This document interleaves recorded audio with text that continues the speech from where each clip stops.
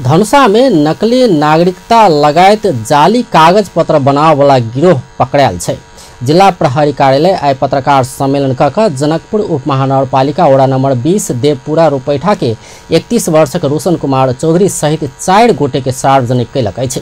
और पकड़ायल में धनुषा के औरही गांवपालिका वड़ा नंबर 5 के 49 वर्षक गंगा शाह, रोथड़ के दुर्गा भगवती गांवपालिका वड़ा नंबर 4 के हेमंत कुमार पांडे आ जिला प्रशासन कार्यालय धनुषा में सहयोगी पद में कार्यरत 42 वर्षक महावीर मंडल रहल छै। चौधरी के जनकपुर स्थित डेरा में सुराकी के आधार में प्रहरी छापा मार कर दर्जनों नकली नागरिकता, विवाह दर्ता, जन्म दर्ता, मृत्यु दर्ता के प्रमाण पत्र सहित के विभिन्न ठेली, सादा नाम नहीं भरल नागरिकता में साटा वाला हेलोग्राम के लोगो बरामद भेल छै। तेना प्रहरी जिला प्रशासन कार्यालय के छाप, प्रशासकीय अधिकृत के छाप, स्थानीय पंजीक अधिकार के छाप, टोली प्रमुख के छाप, नगरपालिका के छाप, वड़ा अध्यक्ष के छाप, मोबाइल एक थान 1,53,000 रुपया नगद से बरामद कैलक अछि।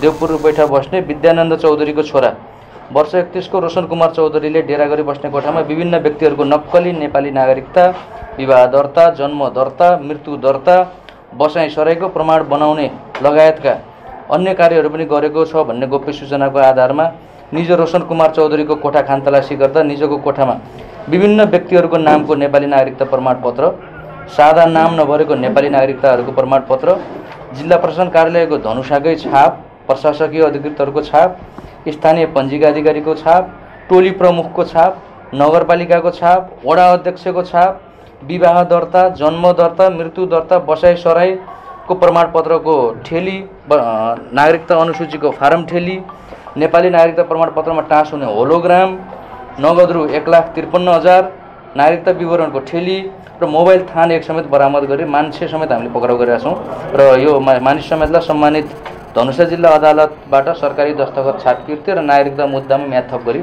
अनुसन्धान समेत गरिरहेको छ। धनुषा जिला प्रशासन कार्यालय के कर्मचारी मंडल के सहयोग में वो सब जाली काज करैत आयल छल। पत्रकार सम्मेलन में उपस्थित प्रमुख जिला अधिकारी प्रदीप राज कटेल जिला प्रशासन कार्यालय में सुशासन कायम करा आ एहन गतिविधि के निस्तेज करबा क्रम में प्रहरी नकली नागरिकता बनेबाक गिरोह के पकड़ा सफल भेल बतौलन।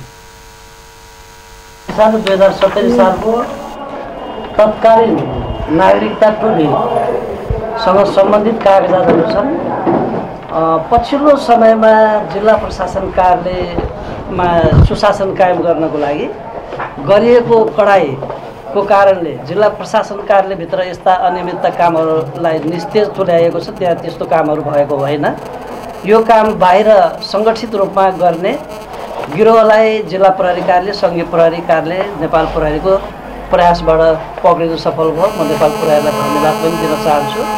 र यसमा मुलुकी फौजदारी संहिता 2074 को लिखत कृत्य मुद्दा चल्ला, नागरिकतासँग सम्बन्धित कसोको मुद्दा चल्ला र सङ्गठित अपराध, यसमा 2 वा 2 भन्दा बढी व्यक्तिहरू समेतको संलग्नता रहेको र आर्थिक लाभ लिने काम भएको कारणले गर्दाखेरि विभिन्न मुद्दाहरू चल्ने अवस्था देखिन्छ।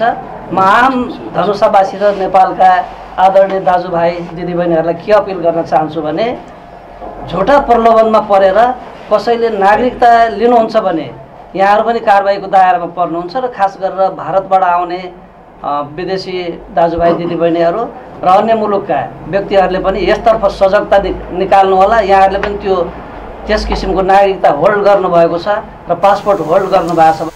पकड़ायल सब ऊपर प्रहरी छाप जाली आ नागरिकता मुद्दा में म्याद बढ़ाकर अनुसंधान कर रहा है।